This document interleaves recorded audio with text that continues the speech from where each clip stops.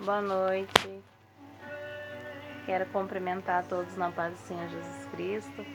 Eu vou estar lendo aqui uma passagem de Atos dos Apóstolos 2, para meditação, né? E para quem nunca ouviu, vai ouvir falar hoje e eu tenho certeza que vai sentir muita vontade de conhecer esse fogo pentecostal, né? A descida do Espírito Santo. Atos dos Apóstolos 2.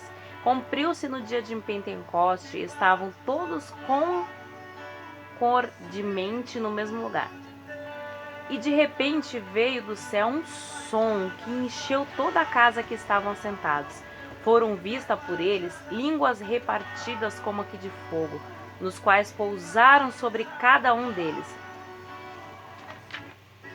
E todos foram cheios do Espírito Santo e começaram a falar noutras línguas, conforme o Espírito Santo lhe concedia que falasse.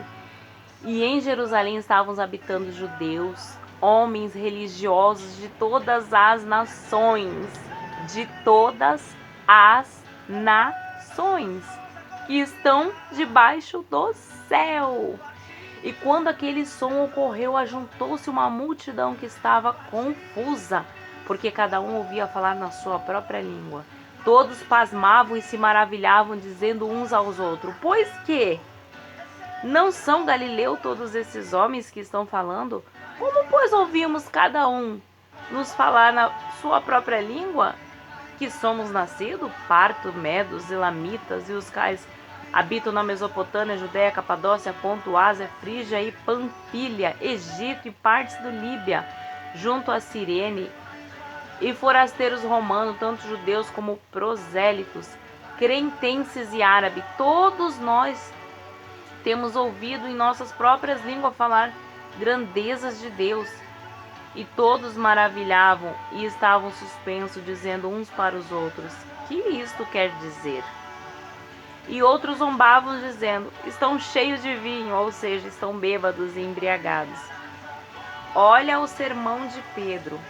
Pedro, porém, pondo-se de pé, com os 11 levantou a sua voz e disse-lhes: homens judeus e todos os que habitam em Jerusalém, seja-vos isto notório e escutai as minhas palavras. Estes homens não estão embriagados, como vós pensais, tendo a terceira hora do dia, mas isto é que foi dito pelo profeta Joel, que nos últimos dias acontecerá que do meu espírito derramarei sobre toda a carne, os vossos filhos e as vossas filhas profetizarão, os vossos jovens terão visões e os vossos velhos terão sonhos. Amém? Quem foi Pedro antes da descida do Espírito Santo? Quem foi Pedro? Pedro, ele temeu quando Jesus chamou ele para andar sobre as águas. Pedro afundou porque teve medo. Pedro negou Jesus por 3 vezes. Quem foi Pedro antes do batismo com o Espírito Santo na festa de Pentecostes? Quem foi Pedro? Pedro, um homem duro. Pedro, um homem explosivo. Pedro, que ali decepou a orelha de Malco com uma espada para defender Jesus. Por muitas das vezes, nós, como seres humanos, esquecemos que a luta não é contra a carne, não é contra sangue, é contra principados e potestades, contra hostes espirituais da maldade. Não devemos esquecer. Devemos nos revestir de toda a armadura de Deus. Nós devemos estar firmes no Senhor Jesus Cristo. Quem foi Pedro?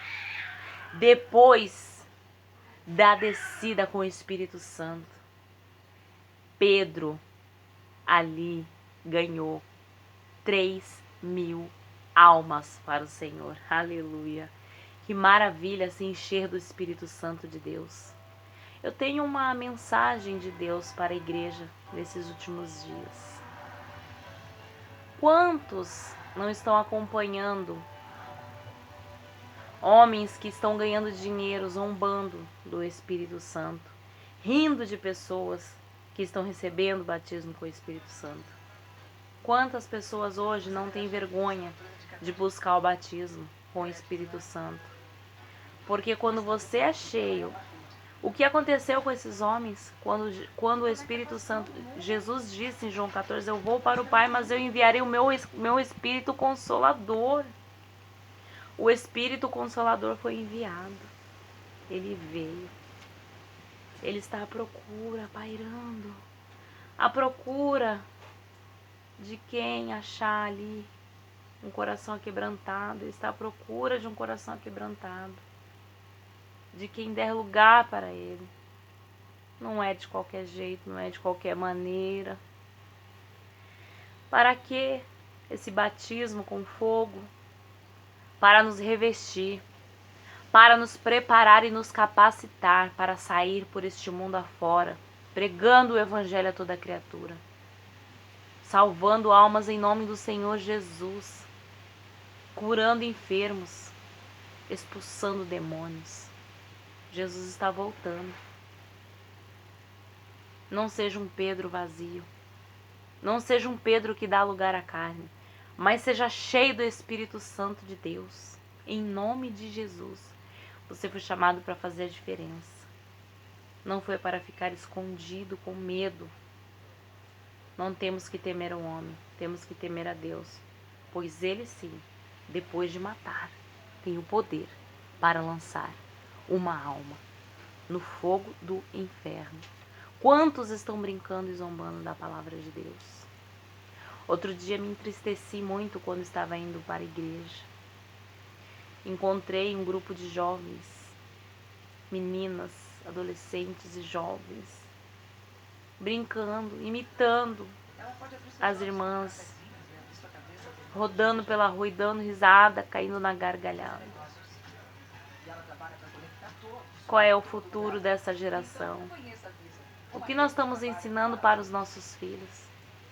O que nós estamos falando? O que nós estamos fazendo? Jesus está voltando. E ele vai requerer de nós, igreja, essas pessoas que estão perecendo aí fora, sem conhecer o Evangelho, porque muitos estão com vergonha. Muitos estão com vergonha de pregar a verdade. Muitos estão com vergonha de Jesus. Pensem vocês que o mundo aí fora não está de olho, porque nós estamos rodeados de uma tal grande número de testemunha. As pessoas nos observam. E ai daquele por quem o escândalo vier. Nós somos chamados para ser o sal da terra e a luz desse mundo. O sal dá o sabor. A luz clareia. Eu estive na escuridão um dia. Eu fui dependente química, viciada na cocaína. Fui da prostituição.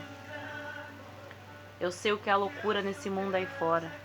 E eu sei como é que o homem e a mulher, o jovem, o adolescente, quando passa um crente com o brilho, com o Espírito Santo de Deus, um crente que não envergonha o Evangelho, só do mundo bater o olho, estremece. Porque eu estremecia quando eu vi um crente de verdade. Eu sabia onde tinha a presença de Deus. Eu olhava, lá veio um crente, a gente abaixava a cabeça, respeitava. Se tivesse com um cigarro na mão, jogava o cigarro fora. Reflita. Pense. Que cristão eu estou sendo? Estou sendo embaixador, embaixadora de Cristo nessa terra? Ou estou negando Jesus com as minhas atitudes? O céu é tomado à força, não é de qualquer maneira. A porta é estreita. Amém?